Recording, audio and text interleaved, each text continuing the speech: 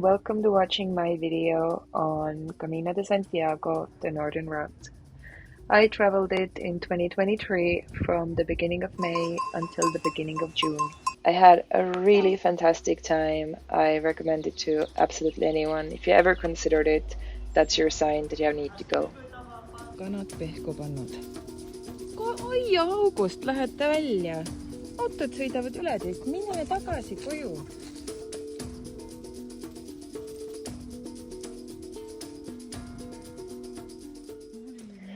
Camino North lasts a little over a month, and the weeks within this time period look very, very different. In the beginning, obviously, you're learning to figure everything out.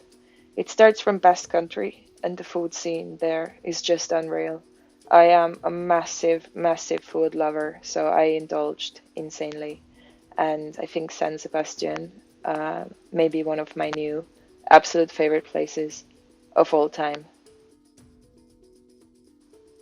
Also, something important to add is that I'm coming from a small country that has a difficult history, so I want to respect the fact that Basque Country considers it a sovereign state. They have their own language, they have their own culture, and it's something very important for them.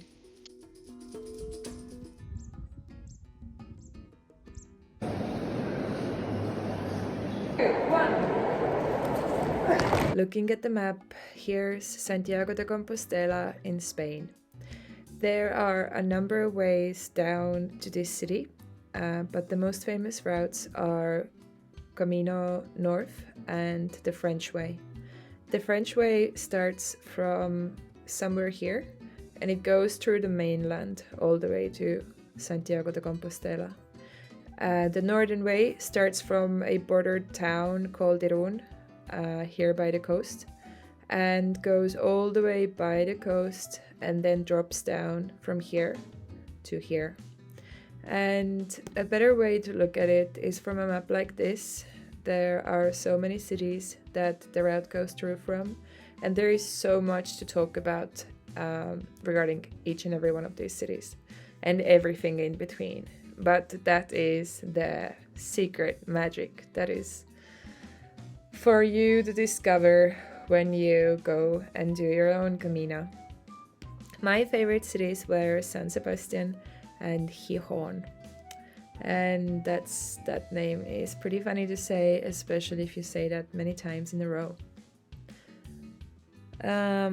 Also, I considered this part insanely beautiful. By the way, there are so many people doing just a leg of the entire route. So some people do from Irún to Gijón, or from Gijón to Santiago de Compostela.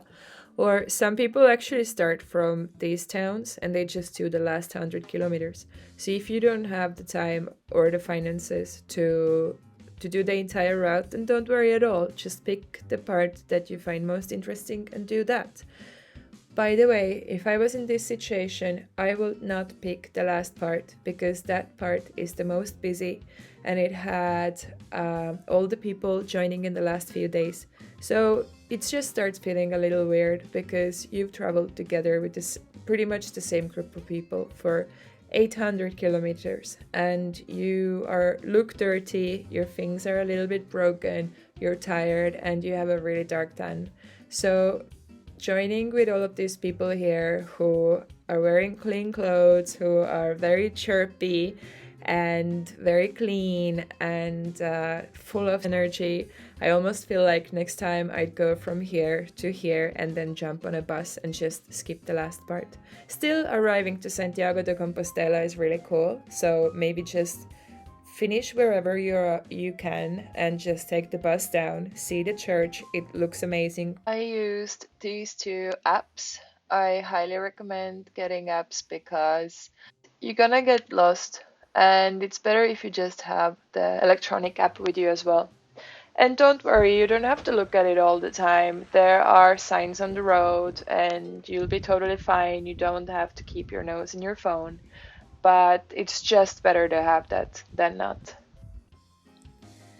In order to get the diploma at the end, you have to collect stamps during your journey to a Camino passport.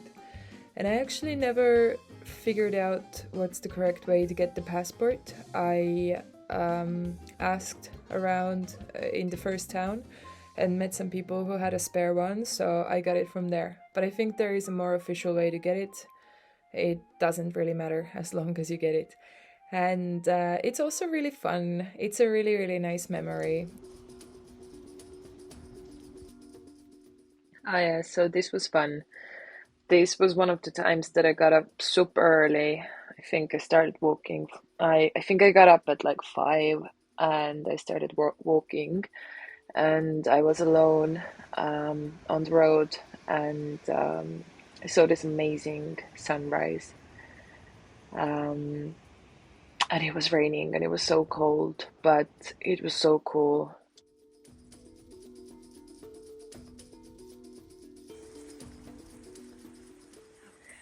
There's lots and lots of animals roaming on the track, but they don't care about you, especially if you're following the regular track because they're so used to people.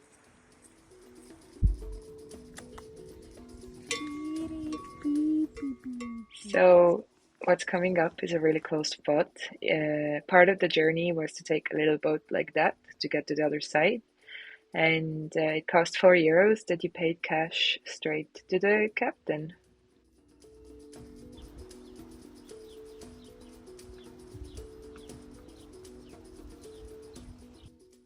So this is an architectural iron bridge, and the first in the world with a carrier like that at the bottom, which is carrying both people and traffic.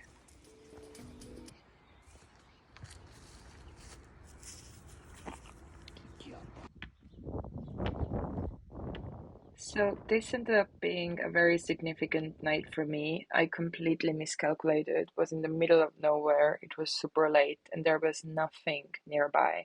So I started accepting the fact that I was going to sleep outside that night, and my phone battery was almost gone as well. So, and it was completely my own doing. Um, on the 11th hour, I managed to find this albergue, and they said that they have space and they were gonna wait for me. And I almost started crying of relief. And I kept on walking, but that was the day I did 39 kilometers. My feet were done. And I was petting these cows that I just saw before, and the car stopped behind me. They came to pick me up. When I got there, I saw all of my friends, and I managed to watch Eurovision in the shower. Boy, I was happy. Also, this is definitely one of the most interesting albergues on the way. It's huge. I think it can accommodate about 100 people, and I think it's about 100 years old. They are super passionate. They live from donations, and that's exactly what he's talking about here as well. Ma otseselt kõnnin hommikuti niimoodi.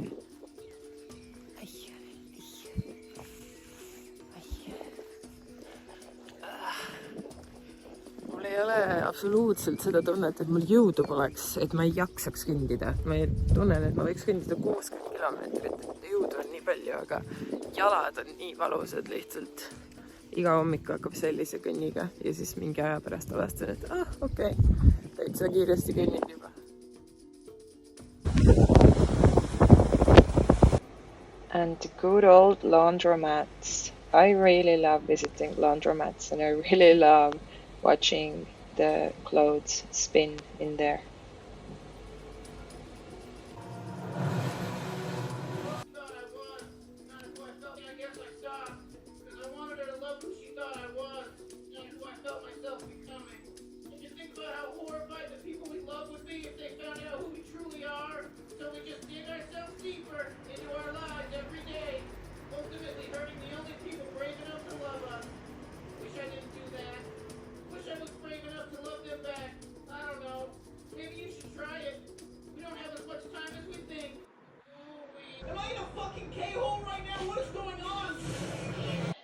Yeah, there were plenty of times that I stayed at an Airbnb or at a bed and breakfast or something like that. It was kind of like half and half later, even more. I stayed either by myself or with some friends that I met on the way. because I found myself being quite overwhelmed eventually. And I think it was about 3 times that I stayed in one place for 2 nights because I just needed to take a breather. And yeah, that was super important for me.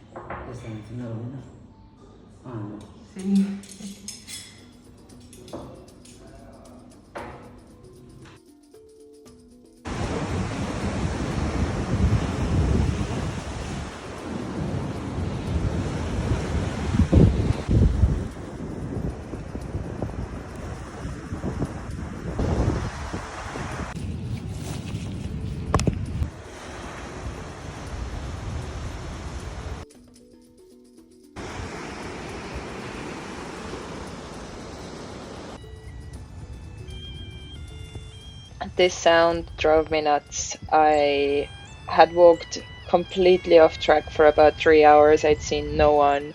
I bush bashed. I climbed on the side of a hill. Um, and when I heard that sound, I thought I had lost my mind.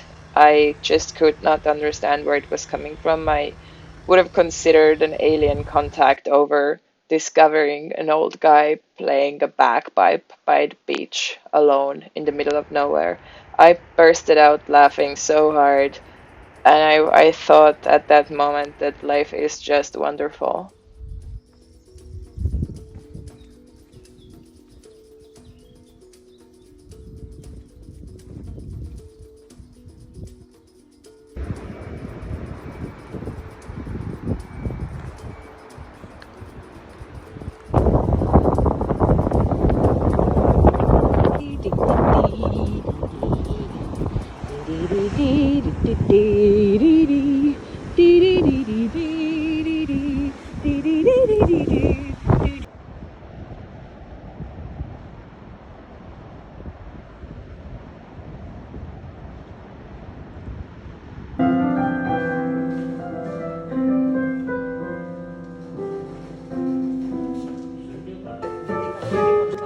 Okay, I don't have a lot of things to say when it comes to how anyone should do the Camino, but I do want to say one thing. I went off track a lot and I was going by myself and I took a bit of chance, and I think that's why I ended up in some really, really magical situations that were the best part of this Camino for me, at least. So I really encourage you to, even if you don't feel really safe or usually happy traveling completely by yourself, give it a chance, even for a day, even for half a day. Just have a look, see. Maybe it is something interesting for you too. I love this trip. There was so much wildlife. There was not a single day that I Ты didn't see покосился. something really interesting to look at. Какая кисми. It's pretty funny. It seems that it's like the second week, and I show all signs of losing my mind. I kept singing, and the cows kept following. I kept doing it because you get bored and start doing weird things. Yeah.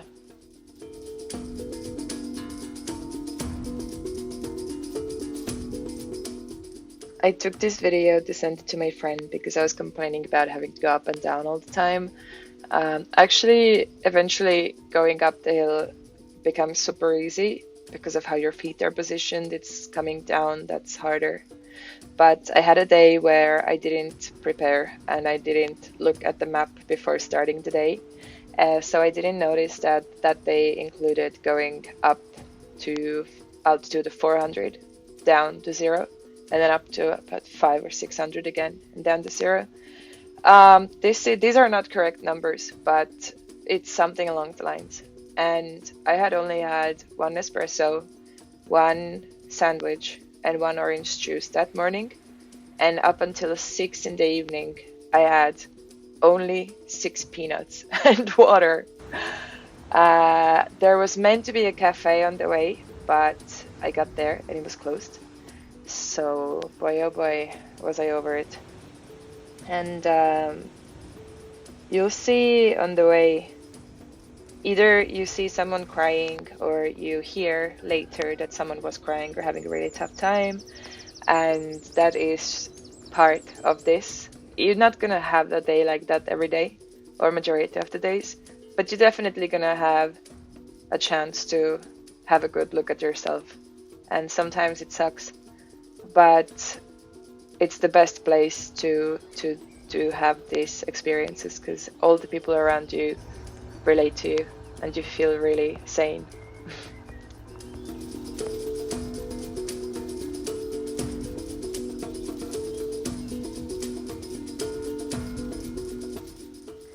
This was a really good day. I met one of my new really close friends, Bex.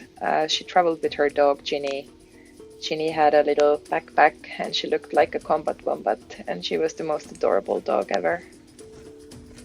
On the third week, I found a baby bird on the ground and I was almost about to walk past because I really didn't know how to help her. She was far from any trees and she was also injured with a scar on her back. And as I took a few steps forward, I realized that I'm not able to move past here. I walked back, picked her up, put her in a tissue, and put her in my pocket. I was very happy that she fell asleep because I think it's a win that if she's gonna die anyway, at least she's gonna be in warm and at least she gets to relax. But as luck would have it, in the next town I found a vet who was happy to take this bird in, and they were so nice, so friendly. I could not believe my luck. I never called to find out her fate because I actually didn't want to know, but I met another person on the Camino later, and when we were walking, she said to me something like, "I knew you had something to teach me because the birds love you." And I asked her, "What do you mean the birds love me?" And she said, "The birds keep jumping and staring at you." And this conversation happened a few days after this situation.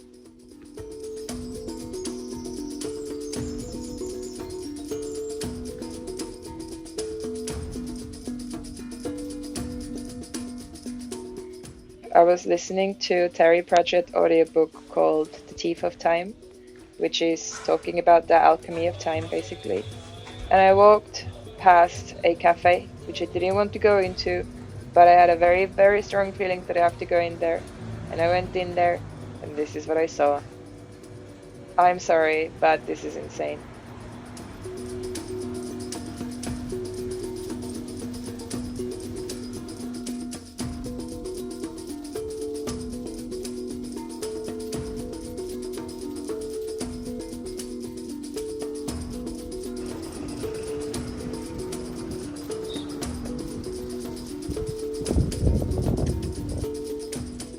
This made me laugh because in the beginning I said that, oh my god, indulge on the best food, and then a few weeks later, this is what your lunch looked like.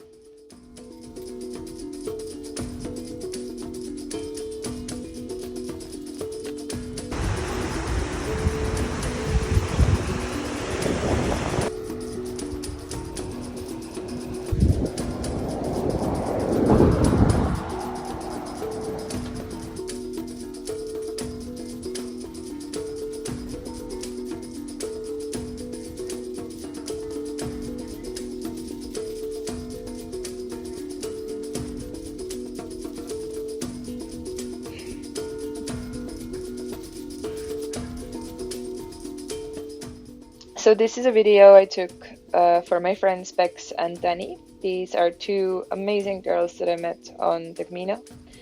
Bex is a chef, so we had the best food, and Danny is just amazing, so we had the best time. And we had so much wine, amazing conversations, and it's the best part of the Camino, the friendships that you make, because you're gonna find a lot of people who are in the same spot in your life as you are. Yeah.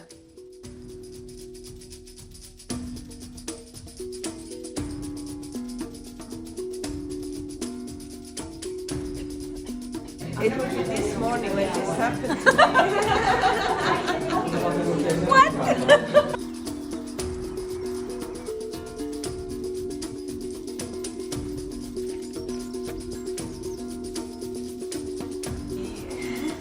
need wine. I need.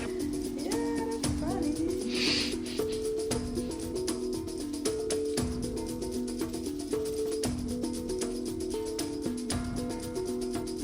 Remember shoulder. Yeah, thanks. Antonio, what's his name? Antoine. Shoulder, shoulder. Good girl. Well done. Congratulations. Yeah.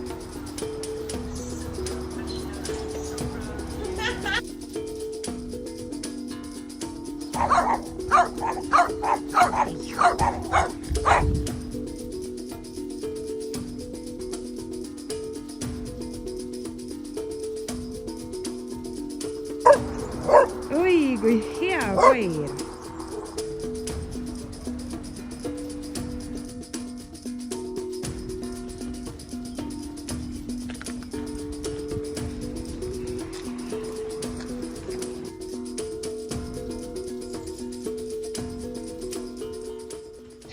But now is a very last stretch of the Camino North, and at the last days, as I said in one of the previous clips, the road gets very busy. You won't walk alone for a second, and it gets more commercial. You'll have all the cafes open, you have people selling stuff. It's fun, but also you cannot wait for it to be finished. Oh, in here I'm demonstrating my wine sock because I carried a little bottle with wine and I found a good spot to put it in. And oh my god, this is almost arriving too. And here we are in Santiago de Compostela in front of the cathedral. This is how it looks like.